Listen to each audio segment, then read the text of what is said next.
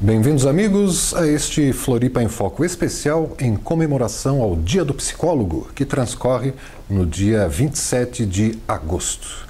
Para falar sobre o assunto, conosco no estúdio o psicólogo, presidente da Comissão de Direitos Humanos do Conselho Regional de Psicologia aqui de Santa Catarina, o Ematuir Teles de Souza. Bem-vindo, Ematuir.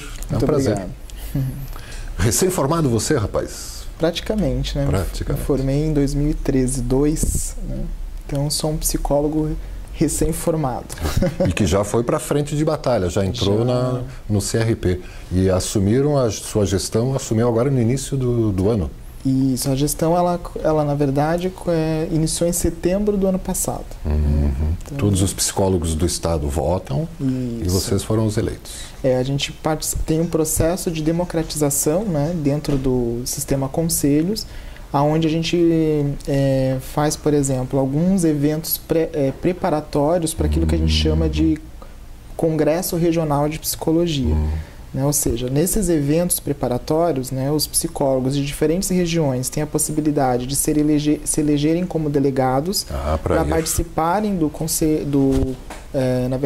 Congresso Regional, né, de Psicologia, e dali são tirados outros delegados para ir para o Congresso Nacional de Psicologia. Então, a função desse congresso, né, desses pré-COREPs, do COREP e do Congresso Nacional de Psicologia, é tirar diretrizes que os psicólogos e as psicólogas poderão aí subsidiar, né, e desenvolver, que as gestões que estarão na frente de conselho, né, terão que desenvolver ao longo da sua gestão.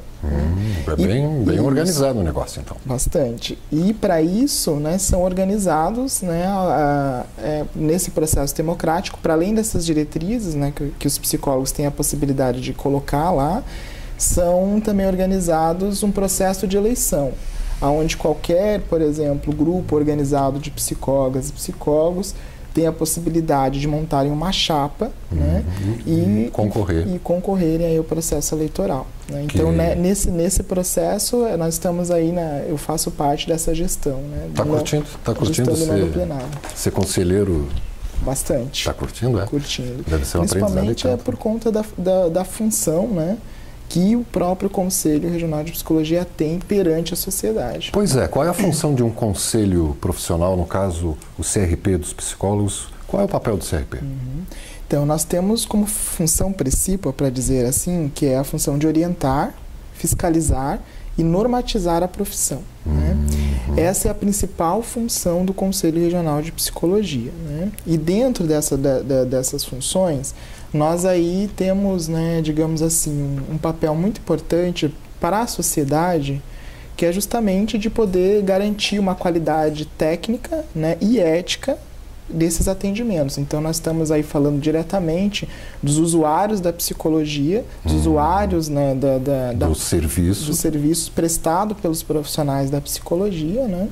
E nós temos, então, essa função de garantir que esses serviços prestados tenham uma qualidade ética e técnica. E fazemos isso, então, a partir desses 3 objetivos. Né? Certo. E tem psicólogo que não é psicólogo se fazendo de psicólogo? Acontece isso? Então, isso é muito importante que isso seja dito, porque se para um psicólogo se denominar como profissional psicólogo, ele precisa necessariamente estar registrado no CRF. No CRP. Né, ter a graduação e estar inscrito no CRF. Ter a graduação e estar inscrito no Conselho Regional de Psicologia da sua região. Isso. Né?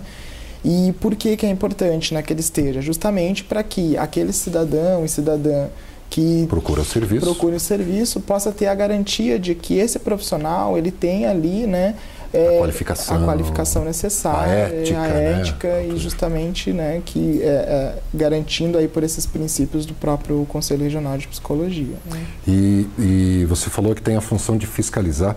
Como é que a gente pode levar uma denúncia assim de um falso profissional? Pela página mesmo do CRP? Sim, é possível fazer isso pelos nossos meios de comunicação. A gente tem um site, né? Não sei se eu vou lembrar, srpsc.org.br. Esse mesmo, crp.sc.org.br. crpsc.org.br. Isso, CRPSC tudo junto.org.br. Ali tem o formulário, tem os canais. Isso, tem o formulário. Tem que se identificar ou pode ser anônimo? Pode ser anônimo também, né? É importante, inclusive, que a sociedade possa, né, se empoderar em relação a essa questão, para que a gente possa, de fato, ter ali um serviço de qualidade que esteja sendo prestado, né? Nós temos uma comissão dentro do Conselho Regional de Psicologia, que é a Comissão de Orientação e Fiscalização, e uma outra que é a Comissão de Orientação e Ética, né? Então, em casos, por exemplo, que a população acha que está sendo aí maltratada, traída, ou vilipendiada em relação aos profissionais, ela pode estar encaminhando uma denúncia ética, né, para a comissão. Né, legal. As comissões. E há muitos processos? Curiosidade. Há bastante. Um número considerável, tá? Mas esse não é o caso, não é o caso também. Mas eu acho que é importante falar nessa questão, porque muitas vezes, né, nessa questão da orientação, fiscalização e disciplinar, né, muitas vezes a própria categoria de profissionais da psicologia fica com essa sensação de que o conselho é um lugar de punição. Não, né? não. E nós temos, né, como uma premissa da atual gestão, né, e que já é uma gestão de continuidade também, que começou antes de nós, há 3 anos atrás, né, que é olhar para orientação. Então, a gente tem aí feito... Educar é muito melhor que punir, né? Com certeza, né? Isso exatamente. E isso é um eixo, um foco de trabalho. É um foco de trabalho da nossa gestão. Então, a gente tem feito diferentes eventos, diferentes atividades de orientação, né? A própria mostra, que provavelmente a gente vai falar depois, né? A mostra de práticas em psicologia, ela também é para que a gente possa ter esses espaços de conversa, né? Esses espaços de orientação junto à categoria. De contato da diretamente com a categoria. E também com as diferentes práticas, né? E saberes da psicologia. Tem algumas linhas, né, de terapias, né? Sim. Todas elas dentro da psicologia. Você citou as mostras regionais. O Dia do Psicólogo é dia 27 de agosto, né? Em todo o Brasil, né? Todo o Brasil. Dia Nacional do Psicólogo. E o Conselho Regional de Psicologia aqui de Santa Catarina preparou essa mostra que o Ematuíro acabou de citar. A gente vai aproveitar e reapresentar esse programa, Ematuir, depois de ter passado essa mostra. Mas ela ainda, para quem não nos assistiu, quem está nos assistindo antes do dia 26 de agosto, vai acontecer em Criciúma, Chapecó e Joinville e Florianópolis. E Floripa também. Quando que vai ser aqui em Floripa? Então, em Florianópolis vai ser no dia 26, ou seja, no caso, próximo sábado, né? Para quem está nos assistindo. Isso. E aonde vai ser? Vai ser na Unisul Trajano. Unisul, né? Da Trajano, em São José. Não, fica aqui no centro de Florianópolis. Ah, sim, claro, a Trajano, a Rua do Bob's. A Rua do Bob's. Bem no centro, legal. No centro. Aberto a público ou tem que ser psicólogo? Envolveu um processo de inscrição, né? Envolve um processo de inscrição. Então, por exemplo, ela é para categoria de profissionais e para estudantes de psicologia. Então, os profissionais e os estudantes que quiserem participar, a inscrição está aberta na página. Na página do Conselho. crpsc.org.br. Gratuito? Isso. Gratuito, exatamente. Vai ser o que? Palestras, seminários, mesas? Então, nesse ano, acho que é importante dizer assim, né, que nós temos, ao longo desses anos, desenvolvido algumas atividades em relação ao dia a gente fala dia da psicóloga. Porque nós somos numa categoria de profissionais que 90% da categoria de profissionais é constituída por mulheres. Olha. Então, a gente tem olhado também para esses processos, né? O que acontece? Nós temos feito diferentes atividades ao longo dos anos, né, junto com a Federação de Entidades de Psicologia, que é o FEPSIC, né, aqui de Santa Catarina. Então, esse ano a gente bolou algo diferente, né? A gente resolveu fazer uma amostra de práticas que pudesse ser regionalizada também, porque antes era uma, digamos assim, a categoria procurava nós e dizia assim, vocês concentram muitas atividades na região de Florianópolis e Grande Florianópolis. Então, é uma marca também, né, desse processo também democrático, de a gente estar mais próximo da categoria de profissionais da psicologia, poder interiorizar, né, as ações. Então, por isso que a gente constituiu, né, as subsedes, que são nessas regiões que você falou. Chapecó, Joinville, Criciúma, Isso. Florianópolis. Contemplando as regiões aí de Santa Catarina, né, norte, oeste, sul. Para estar mais perto. Para estar mais próximo das profissionais. E né, nesses dias, né, no dia aí da mostra, a gente vai estar aí com um processo bastante novo, que a gente vai fazer a nomeação, né, das comissões gestoras das subsedes. Então, assim, a comissões gestoras é constituída por um conselheiro, né, e por 2 profissionais de referência que foram escolhidos pelo plenário, que foi eleito, né, de psicologia.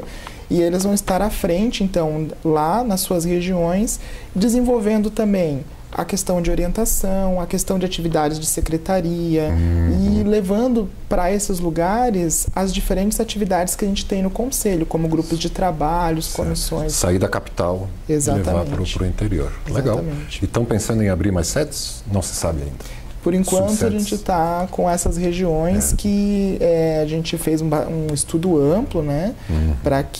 Até para ver quais as regiões realmente seriam, quais as cidades dessas regiões seriam os polos, digamos assim. E para isso foi escolhido essas regiões. Mas além disso, acho que é legal lembrar, né, que nós temos um projeto dentro do Conselho Regional de Psicologia, que é o projeto de política de participação e colaboração. Política de participação e colaboração dos psicólogos, para os psicólogos. Exatamente. Então, se o profissional da psicologia deseja estar mais próximo do conselho, participando ativamente das atividades, comunicando, conversando quais são as questões que envolvem a sua profissão lá na região, existe aí um projeto bastante amplo, onde a gente conta com aproximadamente 12 polos no estado de Santa Catarina.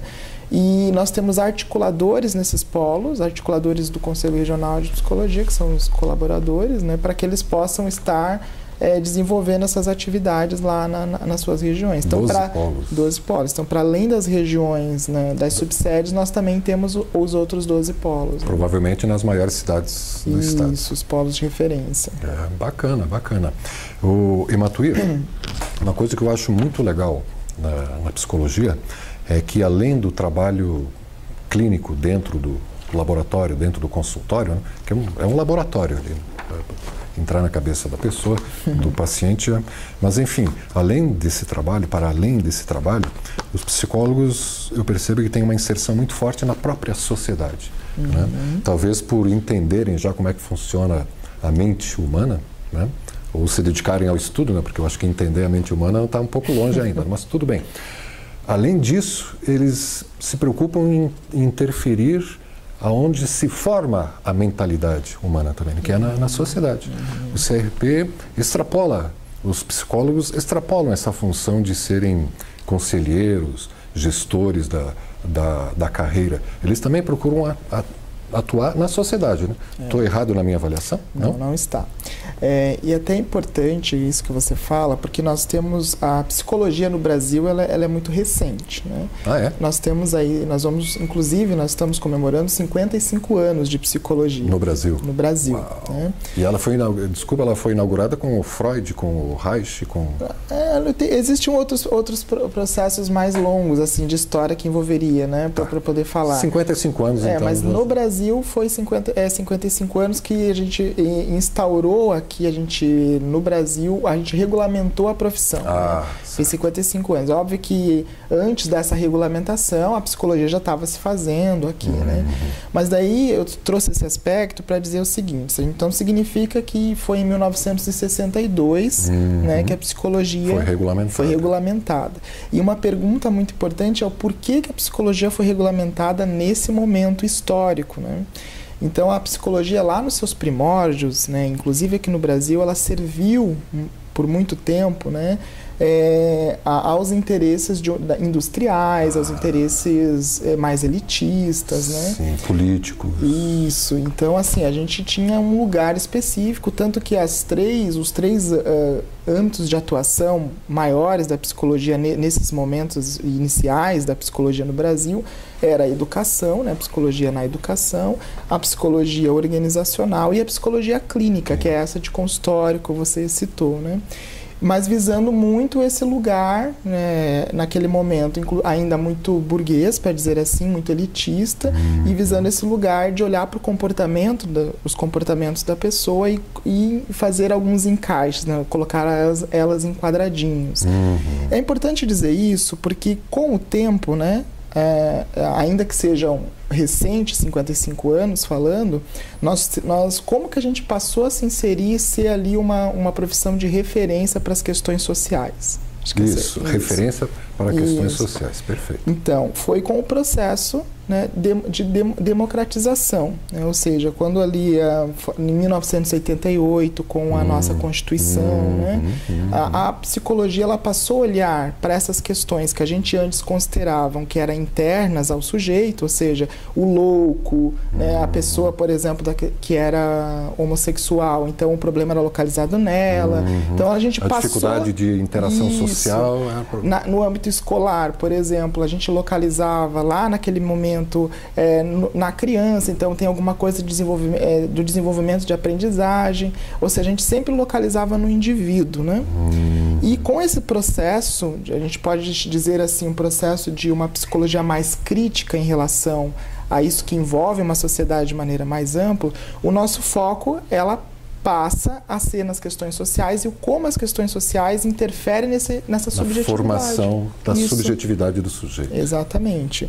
E daí nós estamos falando do quê, né? Com isso, a gente tem ali uma ascensão das políticas públicas, né? Ou seja, a inserção, hoje a gente pode dizer assim que 50%, né, da categoria de profissionais da psicologia aqui no estado de Santa Catarina atuam em políticas públicas. Né? Então, estão no CRES, no SUS, no SUAS, enfim, eles estão atuando diretamente e daí nós estamos falando, então, de uma psicologia, né, para todas e todos, de fato, e não aquela psicologia que era somente voltada para quem tinha poder aquisitivo e acesso. Então, assim, o campo de atuação ainda é muito forte, a questão da psicologia clínica, né? São campos de atuação e que a gente valoriza muito, mas é importante a gente localizar que nesse marco histórico, temporal, que ainda que podemos considerar que sejamos jovens, né? A gente tem ali um lugar muito importante para as questões sociais. E daí envolve, acho que algo assim muito legal da psicologia nesse processo é o nosso compromisso com os direitos humanos. Uau! Isso é fundamental, né? Sim. Não há sanidade sem liberdade, né? E sem direitos, né? E sem direitos. Exatamente. E aí tem a comissão interna ali do CRP, do Conselho Regional de Psicologia, a Comissão de Direitos Humanos, que é a que você preside. Isso. E que trabalho faz essa comissão? Fica aguardando... Pois é, que trabalho desenvolve a Comissão de Direitos Humanos, o seu trabalho ali? Certo. Essa comissão, né, ela inclusive, a gente fez ali uma constituição de uma comissão que pudesse ter diferentes representantes conselheiros de outras regiões, também pensando bem nessa questão da democracia. Isso, e de regionalização das demandas, né? E nós temos uma função enquanto Comissão de Direitos Humanos que parece meio que redundante, mas é para olhar para aquilo, porque se a gente tem uma comissão, significa que a gente está considerando que existem sujeitos na sociedade cujos seus direitos são violados. Né? Então, são para esses sujeitos que essa comissão vai estar olhando com o maior cuidado, né, possível, fazendo seus encaminhamentos junto, às vezes, ao Ministério Público, junto a outras entidades que de certa maneira, estão ligadas à questão para aí garantir os direitos. Então, a gente está falando, por exemplo, aqui no caso de Santa Catarina, nós temos algumas frentes, né? Por exemplo, a luta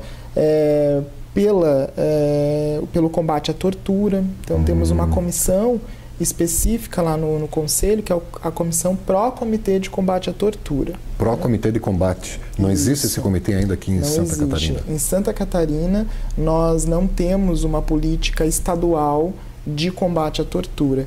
E esse nós temos aí, tem sido uma grande frente do Conselho Regional de Psicologia junto com outras entidades e parcerias, porque muitas vezes os nossos gestores também não consideram que há tortura aqui no estado.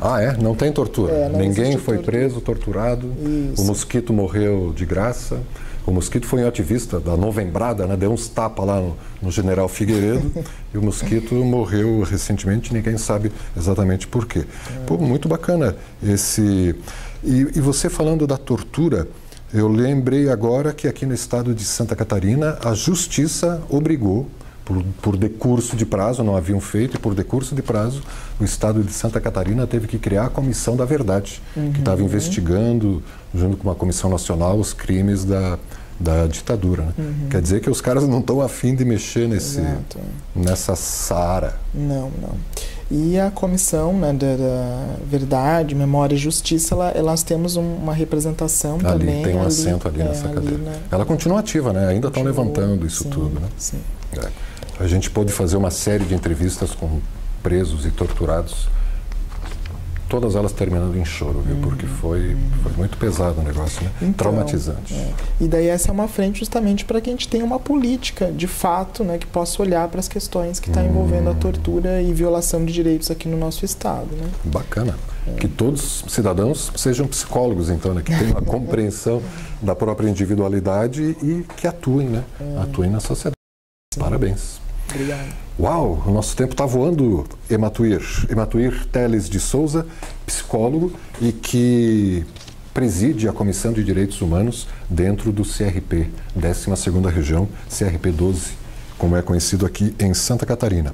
E uma coisa que a gente comentava antes de entrarmos no ar, Ematuir, é que o Conselho Federal de Psicologia, todos eles, estaduais também, há 25 anos engajados na luta antimanicomial. Sim. Manicômios não é legal, não é? Não. Pergunta capciosa. Né?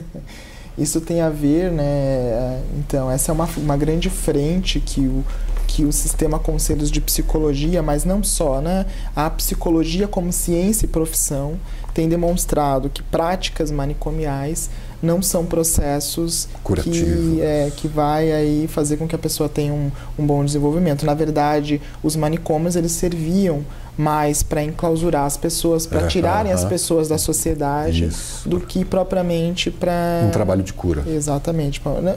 Não necessariamente de cura, né? Mas para olhar para a singularidade, para a individualidade que envolve aquela pessoa, aquele sujeito como humano, né? E a luta antimanicomial ela é uma grande frente e ela só existe até hoje, né? Acho que isso é importante falar, porque de fato existe uma racionalidade, para dizer assim, ou algumas ações na nossa sociedade que ainda voltam para esse lugar do manicômio, né? Então a gente tem aí uma grande luta. O manicômio não é estatal, é privado, né? É um investimento particular, não é? Ou tem manicômios estatais? Então, na verdade, no Brasil, né, por muito tempo, nós tínhamos aí políticas de levar essas pessoas para esses lugares e que a gente poderia até dizer, porque essa questão do estatal e do privado, ela também tem relação. Ela tem relação, né? A gente muitas vezes nomeia aquilo que é privado e aquilo que é estatal de uma maneira binária, digamos assim, né? Como se não tivesse relação, mas elas estão completamente imbricadas e têm relação com um projeto político de sociedade, né? Então, por exemplo, não é por acaso que os famosos loucos, que eram assim considerados, eram colocados em manicômios, porque nós estávamos falando de sujeitos que não eram produtivos, digamos assim, para a sociedade. A gente não está falando de uma sociedade que é capitalista, que é neoliberal e que tem um propósito de colocar essas pessoas nesses lugares. Assim acontece, né, com o sistema prisional também, né? Ou seja, a gente vai colocar as pessoas enclausuradas, enfim. É importante a gente perceber, como sociedade, como cidadão e cidadã, agora não apenas como profissional da psicologia, né, que esses processos, ele diz respeito a um projeto de sociedade. Já é pensado isso. É pensado. Então, quando você toca, por exemplo, na questão da luta antimanicomial e dessa questão do Estado e do privado, nós temos aí, por exemplo, atualmente, e é bem polêmico essa questão, né, que é a grande... nós temos aí um aumento de uma política para as comunidades terapêuticas, né? Muito mais saudável, viável Dá para dizer assim? As comunidades terapêuticas, nós temos assim, a gente tem visto, né, que elas têm seguido quase que uma lógica manicomial. Né? Então não é tão saudável. Não é saudável. Não é muito saudável. E tem gerado assim isso é um processo que está em debate, né? Ainda exige posicionamento, exige, por exemplo, maiores conversas, junto inclusive aos profissionais que estão trabalhando nas comunidades terapêuticas. Eu já vi muitas críticas, inclusive, de maus tratos, de uso de força, de opressão, inclusive comunidades terapêuticas. Isso. Bom, mas e qual é a solução? Se não tem manicômio, não tem comunidade, qual assim a saída que os psicólogos vislumbram para trabalhar isso enquanto política pública? A gente está falando de uma questão de saúde mental, né? Dentro da saúde mental, a gente tem aí já diferentes estudos, diferentes pesquisas, diferentes frentes, diferentes movimentos sociais, né? Que vai demonstrar para nós, profissionais da psicologia, que as nossas práticas, elas devem considerar o sujeito, né? Ou seja... O foco tem que ser a pessoa. É isso, e as diferenças da pessoa. Há a questão, por exemplo, dos chamados loucos, né? Ou das pessoas que fazem uso desse serviço de saúde mental, ela diz respeito a um processo de diferença, de singularidade. Ou seja, a gente vai olhar, obviamente, para as questões que envolvem aquela pessoa, mas a gente também vai falar de direitos, né? Então, por isso que a gente não está falando mais de uma política de enclausuramento ou de exclusão, mas não, de uma política de inserção na sociedade. De acolhimento, não de isolamento. Exatamente, considerando que isso é o processo, digamos assim, eu vou usar essa palavra, talvez não seja melhor essa, mas mais saudável, digamos assim, né, para a pessoa, do que uma política de exclusão e de enclausuramento. E muito menos encher de medicamentos, né, para a pessoa ficar abilolada. Então, esta também Para fechar esse último ponto, o remédio é um problema na psicologia também. É um problema na sociedade. Né? Tá. A empresa o ramo mais rentável da economia hoje é a indústria bélica e a indústria farmacêutica. Como assim? Tem mais farmácia do que livraria? Como assim? Então, aí a gente está falando de uma outra questão. Veja como a psicologia está metida em todos os lugares e nessas temáticas que envolvem produção de subjetividade e que envolve aí um processo de garantia de direitos, né? É importante marcar isso. Por isso que nós somos reconhecidos como uma profissão que realmente tem uma questão social, de transformação social bastante importante nesse processo histórico. Né? Não só dentro do laboratório, mas na sociedade mesmo, né? Dentro do consultório. E daí no tocante do que você fala da indústria farmacêutica, nós estamos falando de um processo de medicalização da sociedade, né? Que tem isso, ou seja, envolve a todos nós, né? Ou seja, cada vez mais nós somos consumidores de produtos da farmácia, químicos, exatamente, e fazemos isso muitas vezes sem uma devida reflexão sobre como que isso foi sendo um processo de naturalização. Por trás disso está a indústria farmacêutica. Então, de novo, a gente remete àquela questão, né, do capital, né, de uma política neoliberal, ou seja, a gente está falando aí... De consumo, uma sociedade de consumo. Exatamente. Que consumam aspirinas e remédios. E, além disso, de normatização daquilo que é da vida, do humano, né?